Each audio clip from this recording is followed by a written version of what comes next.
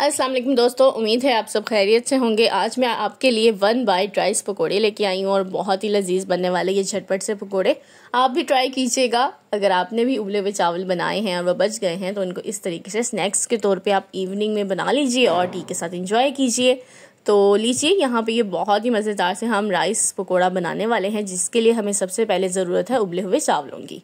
जी, यहाँ पे मैंने एक बाउल ले लिए हैं उबले हुए चावल, जिनको मैं एक बड़े बाउल में निकाल रही हूँ ताकि जो इसको मिक्स करने के लिए मुझे ज़्यादा मुश्किल ना हो और बहुत ही ईजीली तो सभी चीज़ें जो है वो चावलों के साथ मिक्स हो जाएं।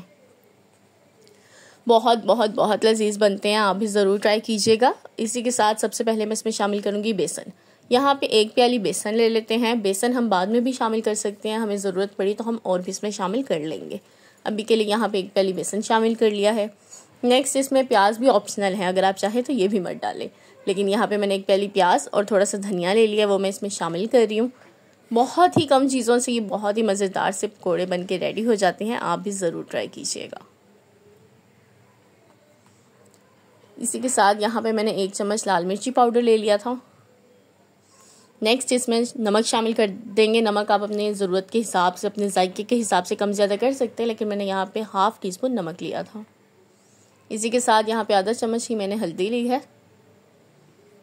और नेक्स्ट आप देख सकते हैं यहाँ पे मैंने आधा चम्मच ज़ीरा, आधा चम्मच सूखा धनिया, और दोनों को मैंने हाथों की मदद से बहुत अच्छे से क्रश किया था, वो मैंने इसमें शामिल कर दिए हैं।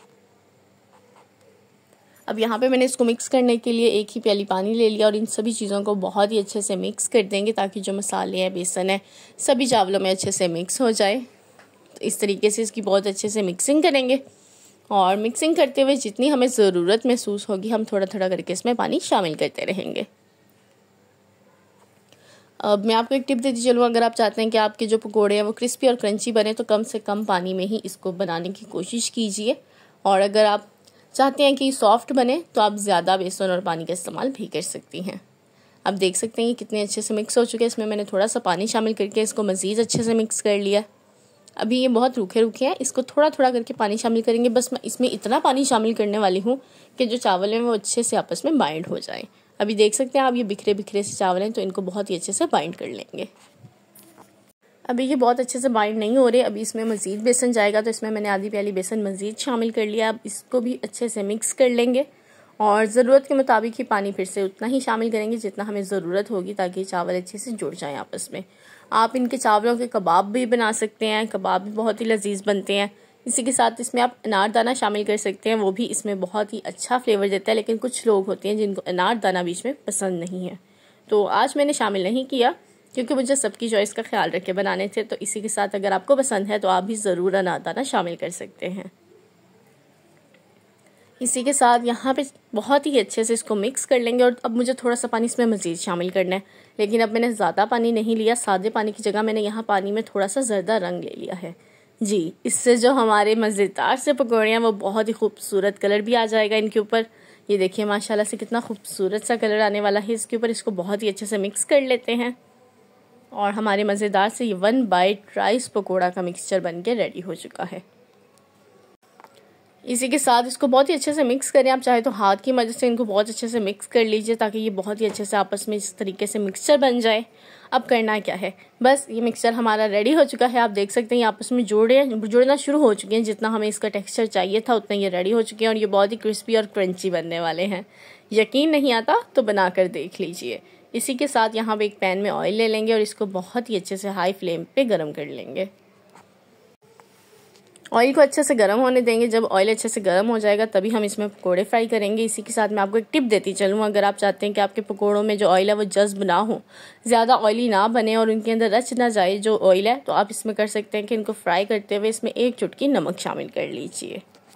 इसी तरह से एक टिप ये भी है कि जब आप बेसन का जो मिक्सचर रेडी करते हैं पकौड़ों का, उसमें 1 चम्मच ऑयल शामिल कर लीजिए, फिर भी जो ऑयल है वो उनमें जज्ब नहीं होता। ये 2 टिप्स थी जो आज की मैंने आपको देनी थी। आप भी इनको ज़रूर ट्राई कीजिएगा, इंशाल्लाह आपको फ़ायदा ज़रूर होगा।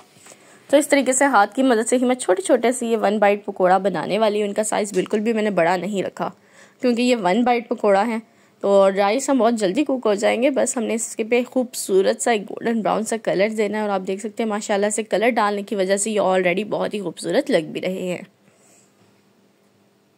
तो इसी के साथ यहाँ पे देखिए छोटे छोटे से हम पकोड़े डाल लेंगे और इनको बहुत ही अच्छे से फ्राई होने देंगे। जब इनकी एक साइड अच्छे से कलर आ जाएगा तब हम इनकी साइड को टर्न कर देंगे। इसी के साथ अगर आपको वीडियो अच्छी लगे तो लाइक बटन को प्रेस करना मत भूलिएगा। इसी के साथ कमेंट सेक्शन में मुझे ज़रूर बताइएगा कि आपको आज की रेसिपी कैसी लगी और आप मज़ीद किस तरह की रेसिपीज़ को देखना चाहते हैं। इसी के साथ उम्मीद है आपको आज की ये वीडियो और आज की ये रेसिपी पसंद आई होगी।